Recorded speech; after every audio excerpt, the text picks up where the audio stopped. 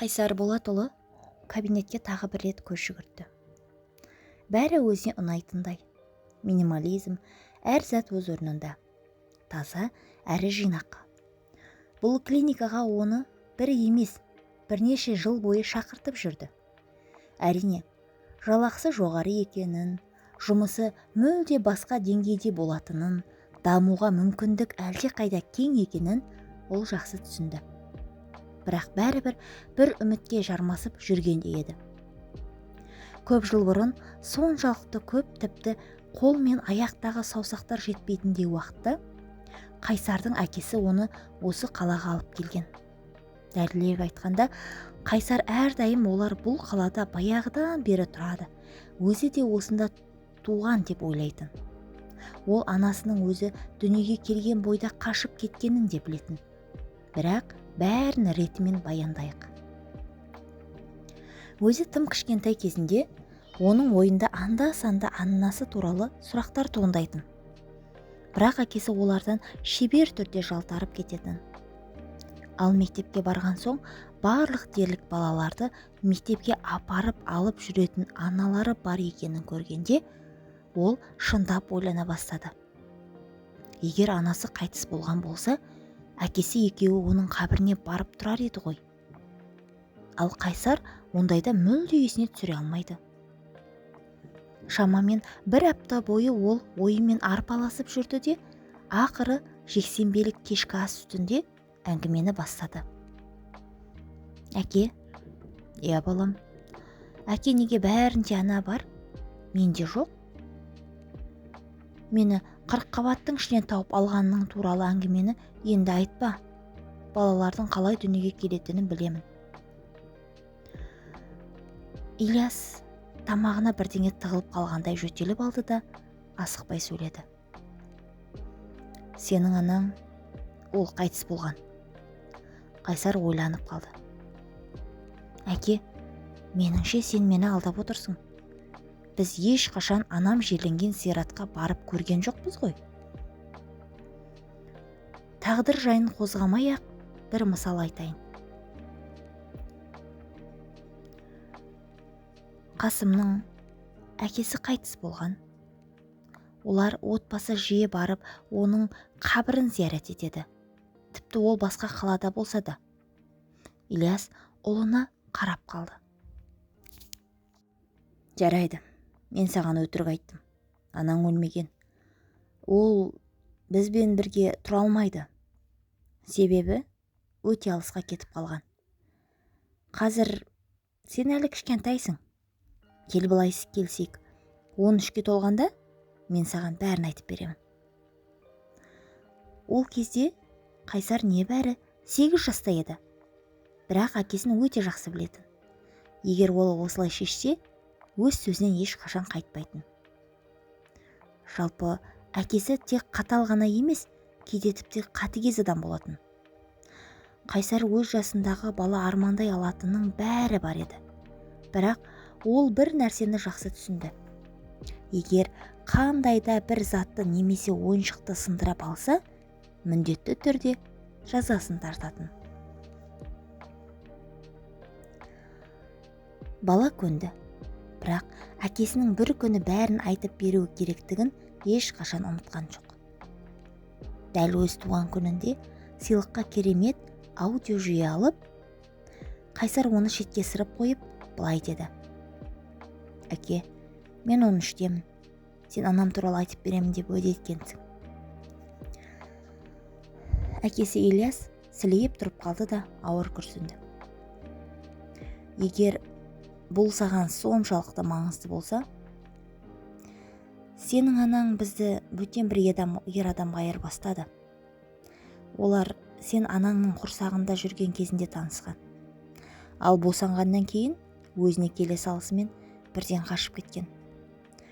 Шынымды айтсам, оның қазір қайда, қалай өмір сүріп жатқанын білмеймін де, білгім де келмейді. Қайсар есеңгіреп қалды. Бірнеше күн бойы өз-өзіне келе алмады. Қалайша? Ол оның туған анасы емес пе?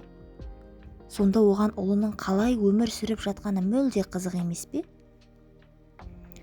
Ойлары сан жаққа жүгіріп, жүрегін ашу мен ыза кернеп бара жатты. Ол бір нәрсені анық білетін, өзін тудырған анасын жек көретін. Егер бір күні ол тізерлеп келіп кешірім сұраса да, Қайсар одан теріс айналар еді. Мұның бәрі баяғыда болған, бірақ көз алдында тұрғандай. Әңгіме кеше ғана өткен секілді. Демек Қайсар жадында тек сол бір ғана әңгіме ғана сақталмаған еді. Тағы біреу бар болатын. Ол жүрекке шаншудай қадалып, әлі күнге дейін жанын ауыртатын естелік. Ол кезде Қайсар жеткілікті дәрежеде танымал хирург еді. 30-дан асқан шағында ол өз қаласында тек армандайтын күрделі операцияларды жасайтын. Мұның бәрі әкесінің арқасы болатын. Дәл сол әкесі сабақтан қашқысы келген сәттерде университетке байқаудың қорытындысы бойынша шетелдіге тағымдалғандардан бас тартқысы келген кезде оның үстіне суық көлеңкедей төніп тұратын. Қайсар жақсы түсінді. Егер әкесі соншалықты қатал болмағанда, ол кәсіби шеберліктің ең соңғы сатысына бәлкім ешқашан көтеріле алмас еді. Ал сол биікке көтерілген соң бір нәрсені анық ұқты. Кәсіп ол үшін бәрі еді. Ол нағыз дәрігерлердің өзі кейде сезіне бермейтін бір дүниені танығандай болды. Қайсар үшін қолымнан келмейді деген сөз жоқ еді. Оның орнына, егер мен көмектеспесем, онда ешкім көмектесе алмайды деген түсінік бар болатын. Бірақ бұл жолы ол көмектесе алмады. Ең қарапайым өкпе қабынуына қарсы дәрменсіз болды. 3 күн бойы ол әкесін ауруханаға жатуға үгіттеді. Бірақ әкесінің үнемі уақыты жоқ, үнемі шаруасы көп еді. Бір күнге кейінге қалдырды, тағы бір күнге. Ал 3-ші күні кешке Қайсар үйіне келгенде әкесін еденде ес-түссіз жатқан күйінде тапты. Оны қаланың ең үздік ауруханасына алып барды. Қайсар әкесінің жанында болды. Әкесі есін жиған кезде ұлына жақындап отыруымен ишарамен білдірді. Мен саған бір нәрсе айтуым керек. Әке, қазір саған демалу керек. Әңгіме айтатын уақыт емес. Күш жинауың керек. Ол саған әлі қажет болады. Отыр да тыңда. Мұны айтпай тұрып өле алмаймын. Әкесі бір сәт кідіріп күш жинағандай болды. Қайсар үнсіз қалды. Дауласы пайда жоқ екенін білетін. Әкесі мазасызданып кетсе, жағдайы одан әрі нашарлайтынын да жақсы түсінді. Қайсар, сенің анаң бізді тастап кеткен жоқ. Оны ата-ана құқығынан айырған мен. Сені де өзім алып кеттім. Ол маған мен оны жақсы көретіндіктен тұрмысқа шықты. Ал өзі мені сүймеді. Дәлірек айтсам, мен оны мәжбүрледім. Қысым жасайтын теткілерді тауып алдым. Ол саған жүкті болды, сені дүниеге әкелді. Ал содан кейін қорқуды қойды. Сені алып кетуге бел буды. Бірақ мен бұған жол бере алмадым. Ол кезде менің бойымда бір ғана сезім болды. Оны жою. Мен қалағанымның бәрін оңай істедім.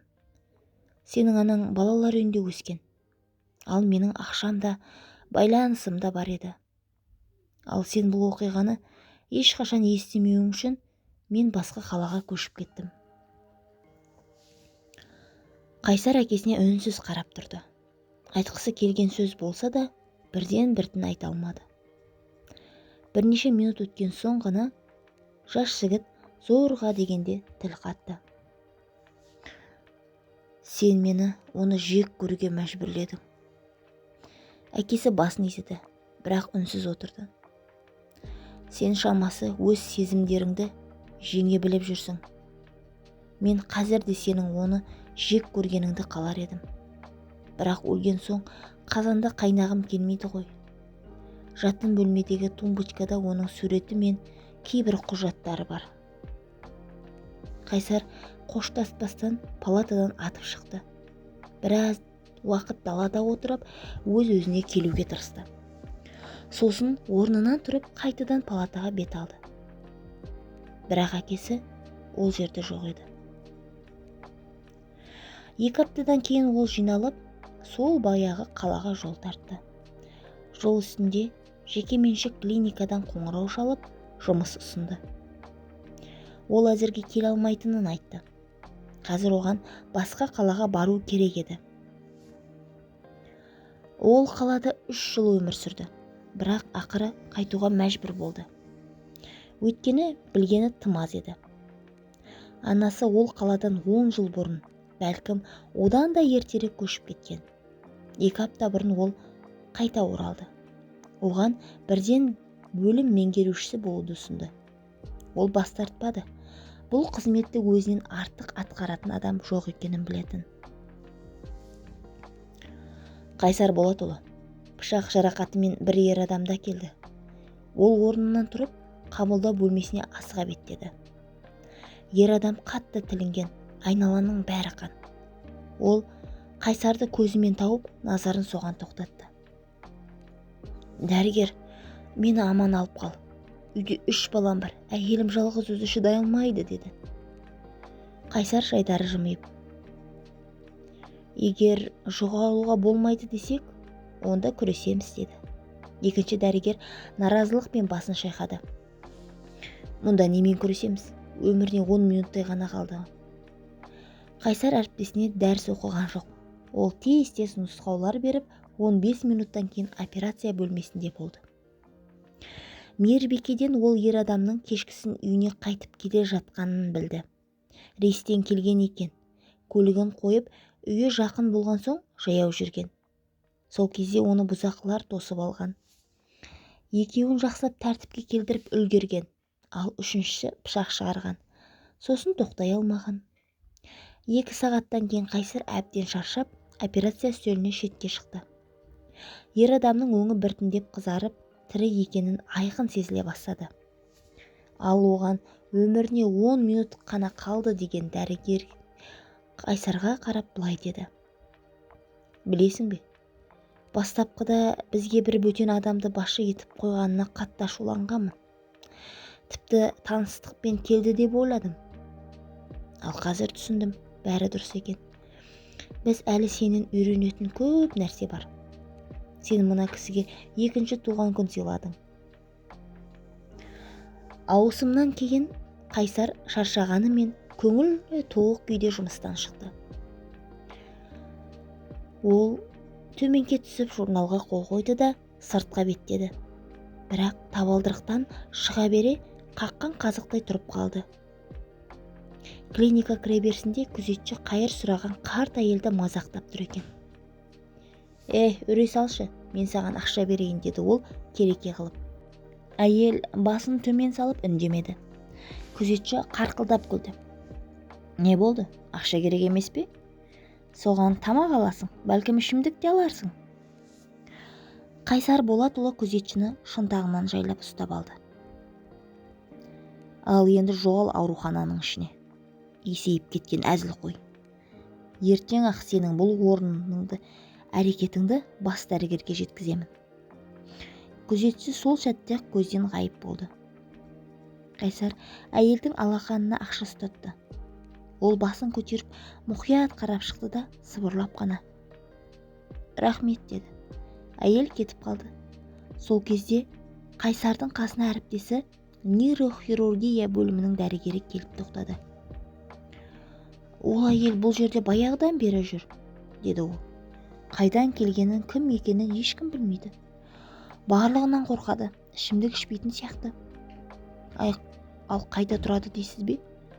Мына жақта жекеменшік сектор бар. Үйлері біртіндеп босатып жатыр. Сірә ең бірінші үйде болса керек. Ал сізге неге керек? Қайсар иығын қиқаң еткізді. Өзімді білмеймін. Мүмкін көмектесу керек шығар. Әйел таңырқай қарады. Сіз біртүрлісіз. Қазір біреуге көмектескісі келетін адамдар бізде жоқтың қасы. Тіпті қалмады деуге болады. Қайсар әріптесіне көз тастады. Шамамен 30-зардағы әйел. Өте сымбатты, еріксіз оның оң қолына көзі түсті. Неке жүзігі жоқ, яғни бар болғаны жоқ. Демек олар ажырасқан.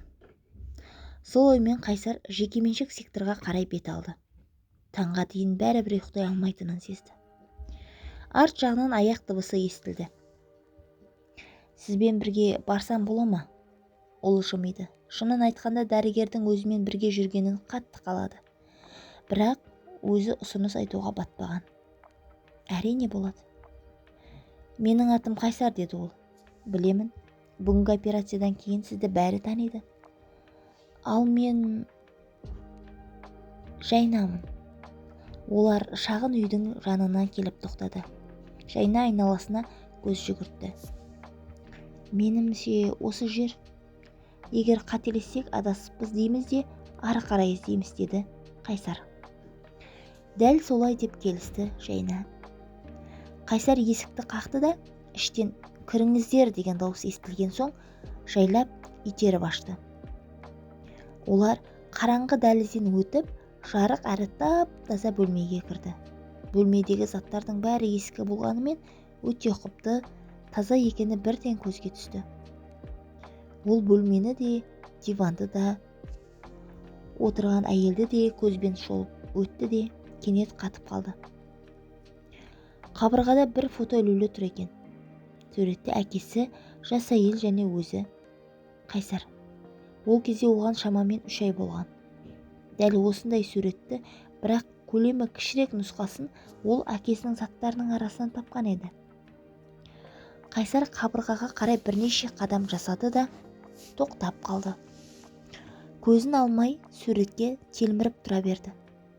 Арты жағынан дауыс естілді. Мен сені де ұзақ іздедім, бірақ таба алмадым. Қайсардың фамилиясы тым көп кездеседі. Сенің есімің де сондай. Тек бір жыл бұрын ғана ақыры таптым, бірақ жақындауға батылым жетпеді. Ильяс сені өзіне лайық тәрбиелеген.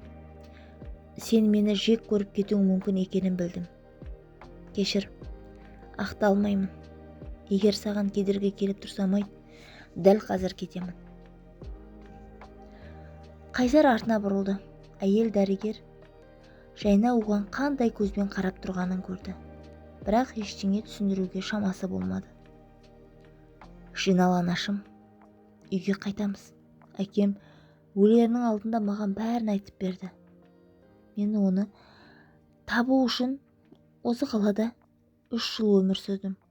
Бірақ сен басқа жаққа көшіп кеткенің екенсің. Дүниені кезіп жүріп, сен іздедім.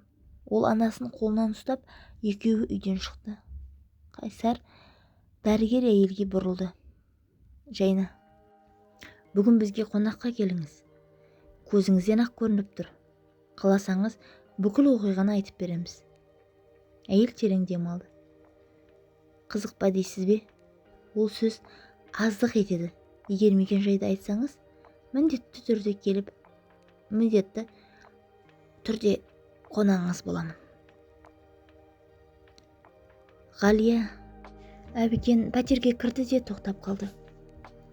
Білесің бе, қанша жыл өтсе де, Ильяс осы жерде болуы мүмкін деген ойдан әлі күнге дейін бойымды қорқыныш биледі. Ол бәлкім кей қырынан жаман адам болмаған шығар, бірақ менің жанымда ол аңға айланатын. Егер мен оны сүйе алғанда, бәлкім бәрі басқаша болар ма еді. Бірақ қанша тырыссам да сүйе алмадым. Өзіңді ештеңе үшін кінәлама, анашым. Біз бәрін түзетеміз. Әкем маған шындықты айтқанда, әлде қайда қорқынышты болар еді. Яғни айтпағанда. Тіпті саған сенер ме едім, жоқ па білмеймін. Олар түске дейін сөйлесті. Сосын Ғалия селк ете қалды. Балам, сен жатып демал. Мен жай ғана отырып, саған қарап отырайын. Сен түннен бері аяқтан тік тұрсың ғой. Ал кешке әлгі жас, әдемі әйел келді. Қайсар ұялып кетті. Ол саған ұнады ма? Өте қатты. Көз қарасы ашық, мейірімді. Ондай адамдар ішіне тас сақтамайды. Қайсар анасының қолын ұстап жатып, сол күйі ұйықтап кетті. Ол дәл осылай ұйықтауды бүкіл балалық шағында армандаған еді. Ол ойыншықты қалай құшақтап жататынын анық есінде сақтайтын. Әрине, әкесі көрмейтіндей етіп. Әкесі ешқашан жігітте нәзіктікті түсіп көтере алмайтын. Сол ойыншықты өзіне қысып, кішкентай қолдарымен құшақтай отырып, оны анасының қолы деп елестететін. Ал тағы өзіне өзі сыбырлап, ертегі айтып беретін. Ұйқы алдында анасы айтып отырғандай сезінетін. Ол ұйықтап кетті. Әлия оны жайлап жамылғымен жапты. Сосын ас бөлмеге беттемес бұрын еңкейіп барып, төбесінен сүйіп алды. Қайсар ұйқыда жымиып қойды. Балалық шағында ол дәл осындай анасының сүйсін де армандаған еді. Әңгіме ұнаған болса, арнама тіркеліп лүпіл басып кетеміз. Тыңдағандарыңыз үшін рахмет.